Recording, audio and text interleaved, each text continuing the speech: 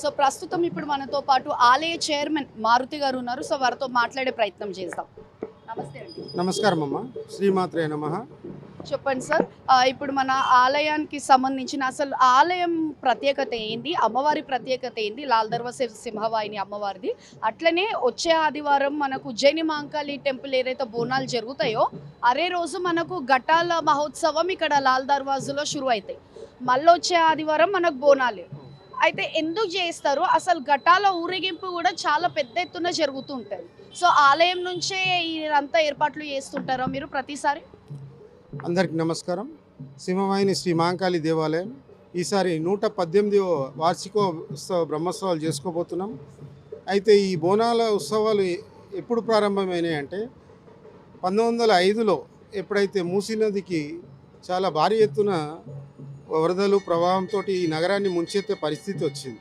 ఆ టైంలో ప్లెగు వ్యాధి అనేది కూడా వ్యాపించింది. అప్పుడు ఎవరైతే నైజాం ప్రభువులు ఉన్నారో వాళ్ళ కోత్వాలు కానివ్వండి, వాళ్ళ సలహాదారులు ఎవరైతే ఉన్నారో ఇట్లా లాల్ దర్వాజాలో అమ్మవారు ఉన్నారు, ఆమెకు మనము మొక్కితే ఇవి శాంతించే అవకాశం ఉందంటే వాళ్ళు పర్సనల్గా వచ్చి అమ్మవారికి బంగారు చాట, ముత్యాలు, ముక్కు పువ్వు ఇలాంటివి సమర్పించి ఈ వరద ఉధృతిని తగ్గించాలని వేడుకున్నారు.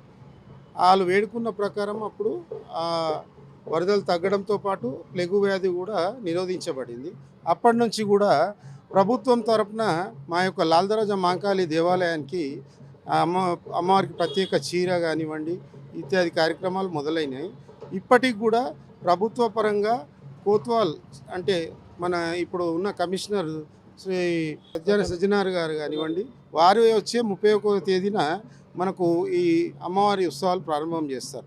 ఆ రోజు శిఖర పూజ, ధ్వజారోహణం ఇత్యాది కార్యక్రమాలు ఉంటాయి. ఈ కార్యక్రమంలో జిహెచ్ఎంసి కమిషనర్ గారు కూడా పాల్గొంటారు. అలాగే మీరు అన్నట్టు ఈ ఘటాల ఊరేగింపు యొక్క ప్రత్యేకత ఏమిటంటే ప్రతి ఒక్క అమ్మవారిది సంవత్సర కాలం పాటు సాగే ఈ ఉత్సవాలు ఈ నవరాత్రుల పాటు ముఖ్యంగా జరుగుతాయి. 2వ తేదీన ప్రతి ఒక్క దేవాలయం నుంచి అమ్మవారి ఉత్సవ విగ్రహాన్ని తీసుకెళ్ళి అక్కడ కాశీ విశ్వనాథ దేవాలయంలో ప్రతిష్ఠింపజేసి పూజలు చేసిన అనంతరం ఎవరి దేవాలయాలకు వారిగా ఉమ్మడి ఊరేగింపు ప్రారంభమవుతుంది.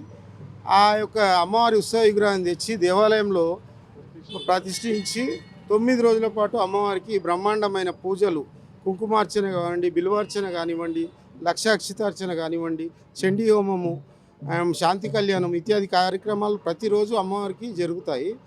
సో ఆ 9 రోజుల పాటు ఈ పాత బస్తీ మొత్తం పండుగ వాతావరణం నెలకొంటుంది.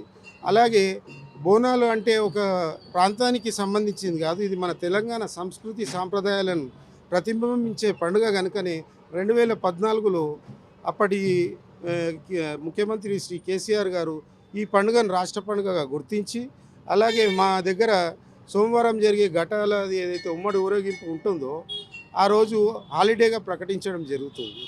దీనికి లక్షలాది జనము వచ్చే అవకాశం ఉంటుంది. చివరి సంవత్సరం 8 నుంచి 9 లక్షల మంది మా దేవాలయాన్ని సందర్శించి ఉన్నారు.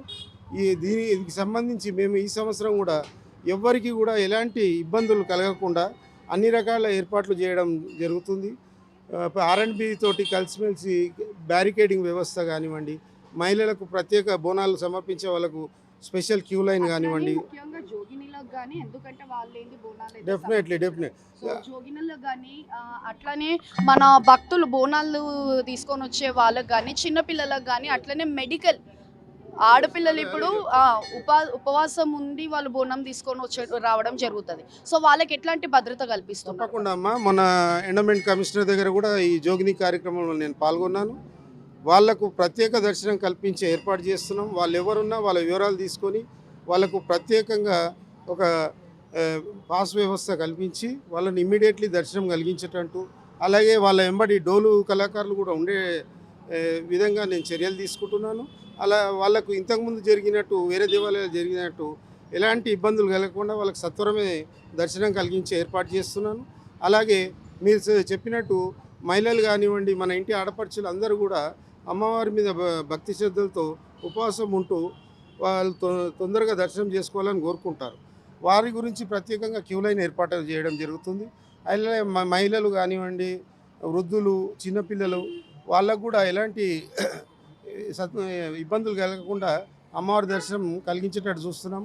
అలాగే మీడియా వారికి ప్రత్యేకమైన పాసులు ఏర్పాటు చేస్తున్నాం. పోలీస్ వారు స్టాంప్ వేసిస్తారు. వాళ్ళకి ఇక్కడ ఒక సెట్టింగ్ ఉంటుంది, స్టేజ్ ఏర్పాటు ఉంటుంది. వాళ్ళకు కూడా ఎలాంటి ఇబ్బందులు కలగకుండా భోజన వసతి కానివ్వండి, నీటి సౌకర్యం కానివ్వండి, అన్ని ఏర్పాట్లు చేస్తున్నాము. అలాగే ఇంత లక్షలాది మంది పాల్గొనే ఈ యొక్క కార్యక్రమంలో ఎవరికైనా అనారోగ్యం కలిగితే ఇమ్మీడియట్లీ మెడికల్ సదుపాయం కలిగించే ఏర్పాట్లు కూడా మేము తీసుకుంటున్నాం. అట్లనే ఇప్పుడు ఒక 5-6 ఇయర్స్, ఒక 5-6 ఏండ్ల కింది నుంచి మనకు నక్షత్ర ఆరతి అనేది వేస్తున్నారు ఇక్కడ. అంటే ఇంటింటి నుంచి ఆడబిడ్డలు వాళ్ళు ఆరతి తీసుకొచ్చి అమ్మవారికి ఇవ్వడం. అది అసలు ఏంది, దేనికి చేస్తున్నారు? మనము 5-6 సంవత్సరాలు గత 10 సంవత్సరాల నుంచి చేస్తున్నాము. అది ముఖ్యంగా నవరాత్రులప్పుడు శుక్రవారం రోజు సాయంత్రం పూట చేస్తాము. ఆ యొక్క కార్యక్రమం ఏమిటంటే మహిళలందరూ దీపావళిని తీసుకువచ్చి అమ్మవారికి చూపించి వాళ్ళ ఇంటికి తీసుకెళ్తే మంచి కలుగుతుందనే భావన వాళ్ళలో ఏర్పడింది. అలాగే భక్తుల డిమాండ్ల ప్రకారమే మేము అది కొనసాగిస్తున్నాము. కనీసము ఒక 2000 మంది మహిళలు ఈ కార్యక్రమంలో పాల్గొంటారు. బ్రహ్మాండమైన కార్యక్రమము.